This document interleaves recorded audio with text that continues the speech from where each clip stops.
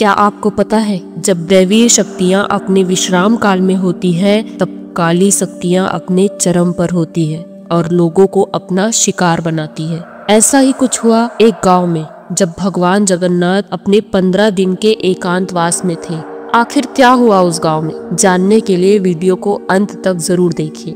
कहानी शुरू होती है उड़ीसा के एक छोटे से गांव राहनपाड़ा से, जहां वक्त थम सा गया है। दिन भर खेतों में काम करते लोग, गलियों में खेलते बच्चे, लेकिन जैसे ही सूरज डूबता गांव की गलियां वीरान हो जाती। यहाँ के लोग कहते हैं, पुरी जितना पवित्र है राहनपाड़ा उतना ही रहस्यमय, क्योंकि ये गांव सीधा जुड़ा है प्रभु जगन्नाथ के उस रूप से जिसे आम लोग नहीं जानते।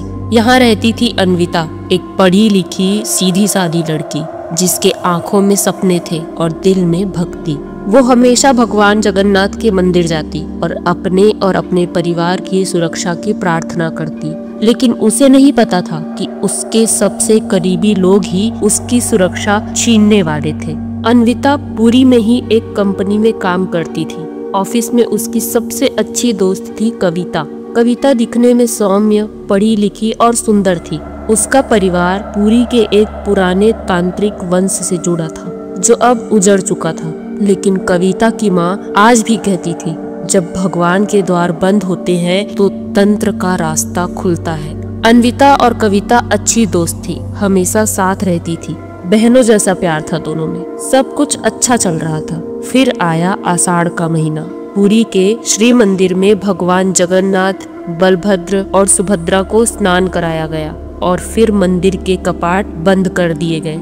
मंदिर के पुजारी बोले, 15 दिन तक भगवान विश्राम करेंगे, न दर्शन होंगे न पूजा आरती। पुरी में सिर्फ मौन रहेगा, यानी एकांतवास। लेकिन उस मौन में कुछ और जागता है, वो है तंत्र मंत्र, काला जादू। उस रात अन्विता अपने कमरे में सो रही थी। जैसे ही मंदिर की घंटियां अंतिम बार बजी, अन्विता के कमरे की खिड़की अपने आप खुल गई। तेज हवा अंदर आई, जो ठंडी नहीं भारी थी, जैसे कोई हवा के साथ अंदर आया हो। अन्विता की आंखें बंद थी, लेकिन उसकी सांसें तेज हो रही थी। तभी अचानक कमरे में रखी भगवान जगन्नाथ की छोटी सी फोटो अपने आप जमीन पर गिर गई। अन्विता की नींद टूटी। वो उठी और उसने देखा कि फोटो के पीछे कुछ लिखा था। उसमें लिखा था, अब तू अकेली है। रात के 2:30 बजे अन्विता को पहली बार सपने में श्री मंदिर दिखा, लेकिन मंदिर सफेद नहीं, पूरे काले पत्थरों से बना था। मंदिर के द्वार पूरे काले थे, जैसे राख से बने हो, और अंदर से उसे कोई पुकार रहा था, धीमी दबी हुई आवाज में, अन्विता अंदर आओ। जैसे ही अन्विता ने द्वार की ओर कदम बढ़ाया, जमीन नीचे से धसकने लगी। उसका पैर राख में धंसने लगा और तभी एक काली साड़ी पहनी औरत मंदिर के अंदर से बाहर आई। उसका चेहरा धुंधला था, मगर आंखें साफ दिख रही थी, और वो आंखें थी अन्विता की दोस्त कविता की। अन्विता की नींद टूट गई। वो उठकर बैठ गई और सोचने लगी, ये कैसा अजीब सपना था। पर सपनों का सिलसिला यहीं खत्म नहीं हुआ। हर रात वो सपना और ज्यादा डरावना होता गया। अब तो दिन में भी अन्विता के साथ अजीब घटनाएं होने लगी। घर में बिना हवा के खिड़की दरवाजे जोरों से हिलने लगते। अन्विता आईने में जब अपना चेहरा देखती तो कुछ देर बाद उसे कोई पीछे खड़ा दिखाई देता, लंबा काला साया जिसकी आंखों से काली धार बह रही हो।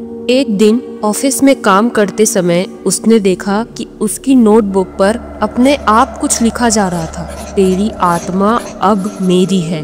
अन्विता जोर से चिल्लाई और नोटबुक को फेंका, पर जैसे ही नोटबुक जमीन पर गिरी वो राख बन गई। अन्विता ने सारी बात अपनी माँ को बताई। धीरे धीरे अन्विता का शरीर भी बदलने लगा। उसकी आंखों के नीचे काले घेरे, हाथों की उंगलियां नीली पड़ने लगी। जब वो सोती, उसके शरीर पर खुद ब खुद तांत्रिक चिन्ह उभर आते, जैसे किसी ने आग से गोदा हो। अन्विता ने ऑफिस से छुट्टी ले ली और घर पर ही रहने लगी।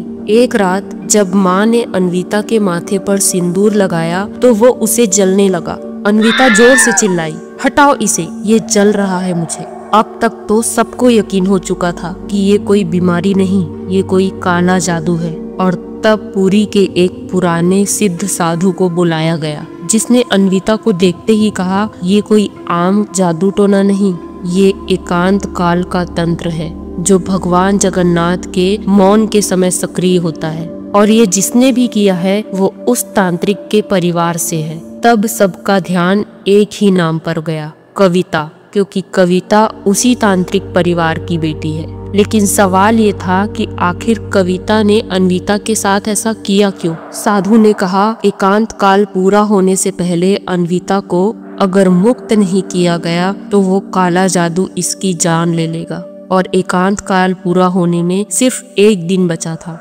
अनुष्ठान शुरू किया गया। साधु ने भस्म से एक बड़ा घेरा बनाया और उसके अंदर अन्विता को बिठाया। जैसे ही साधु ने अन्विता पर भस्म छिड़का, वो चीख उठी।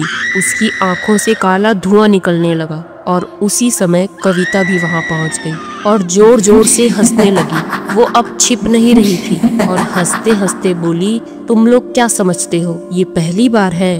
कविता ने अपने गले में पहना एक लॉकेट दिखाया जिस पर 3 छोटे छोटे कंकाल के सिर लटके हुए थे। कविता बोली, ये उन 3 लोगों की निशानी है जिसकी आत्मा अब मेरी सेवा करती है, और अन्विता चौथी होगी।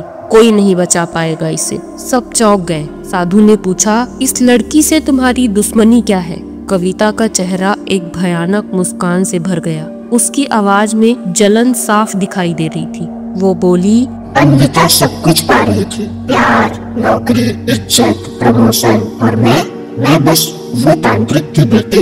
यही था ना, मैं हमेशा छुप कर रहती थी, डर कर, लेकिन अब मैं किसी से नहीं डरती। अब लोग मुझसे डरेंगे। कविता और भी कठोर होकर बोली, मैंने जो विद्या सीखी है वो सिर्फ रक्षा के लिए नहीं, अधिकार के लिए है। अन्विता के जरिए मैं उस शक्ति तक पहुंच जाऊंगी जो एकांतवास में जागती है। कविता अब अपने असली रूप में सबके सामने थी। वो हवा में लहरा रही थी और हंस रही थी और कुछ कह रही थी। आज रात जगन्नाथ का मौन मेरा द्वार है और अन्विता मेरा माध्यम। ये कहते हुए कविता जोर से हंसने लगी। तभी साधु ने जमीन पर एक चक्र जैसा यंत्र रखा और जोर से बोला, शक्ति कभी अधर्म की दासी नहीं बनती। आज तेरा जादू तुझ पर ही पलटेगा। उस यंत्र के ऊपर साधु ने भगवान का एक चित्र रखा और उस चित्र से निकली लाल रोशनी। वो लाल रोशनी सीधे कविता पर टूट पड़ी। कविता का शरीर फड़कने लगा। वो जमीन पर पड़ी चिल्ला रही थी, नहीं नहीं, मैंने बलिदान दिए हैं, आत्माएं बांधी है, घोर तपस्या की है। पर भगवान का मौन अब क्रोध में बदल चुका था। उसका शरीर जलने लगा। काला धुआं पूरे कमरे में भर गया और उसके लॉकेट से बंधे सिर एक एक कर फूटने लगे और एक आखिरी चीख, और कविता सिर्फ राख बनकर रह गई। वो लाल रोशनी जिसने कविता को जलाया अब धीमी हो चुकी थी और फिर वापस भगवान जगन्नाथ की तस्वीर में समा गई। साधु ने धीरे से उसके माथे पर गंगा जल छिड़का और एक मंत्र फूका, ओम श्री नीलाचल नाथाय नमः। अन्विता की आंखें खुली और पहली बार कई दिनों बाद उसमें प्राण लौटे। वो कुछ बोल नहीं पाई, बस जोर से रोने लगी। उसकी आंखों से आंसू नहीं, भस्म के काले कण गिर रहे थे, जैसे आत्मा से कुछ निकल कर जा रहा हो। अगले दिन जब सूरज निकला तो आज वही दिन था जब भगवान जगन्नाथ विश्राम से जागे थे, यानी रथ यात्रा का दिन। अन्विता मंदिर गई। वहाँ पुजारी ने उसे देखते ही कहा, तुम्हें बचाने वाला कोई और नहीं, खुद भगवान जगन्नाथ है। एकांतवास में वो सोते नहीं हैं, बस हमारे विश्वास की परीक्षा लेते हैं। अन्विता ने नौकरी छोड़ दी। उसने पुरी में एक छोटा सा स्कूल खोला जहाँ वो अनाथ बच्चों को पढ़ाने लगी। लेकिन हर साल आषाढ़ की पहली रात जब मंदिर के द्वार बंद होते हैं और हवा भारी हो जाती है, वो अपनी खिड़की की तरफ देखती है। उसे एक फुसफुसाहट सुनाई देती है कि तेरी आत्मा अब मेरी नहीं रही। तब वो भगवान जगन्नाथ की मूर्ति के सामने दीपक जलाती है और मुस्कुराकर उन्हें धन्यवाद करती है। दोस्तों, ये सिर्फ एक कहानी नहीं, ये याद है उस शक्ति की जो मौन रहकर भी हमारी रक्षा करती है, और एक चेतावनी भी कि कभी किसी भी ईर्ष्या में किया गया तंत्र मंत्र दैवीय न्याय से बच नहीं सकता। अगर आपको ये कहानी अच्छी लगी तो वीडियो को लाइक और शेयर कीजिए और ऐसे ही और रोमांचक कहानियों के लिए हमारे चैनल शैतानी FM को सब्सक्राइब कर लीजिए। हो सकता है अगली कहानी आपके गांव या आपके शहर की हो।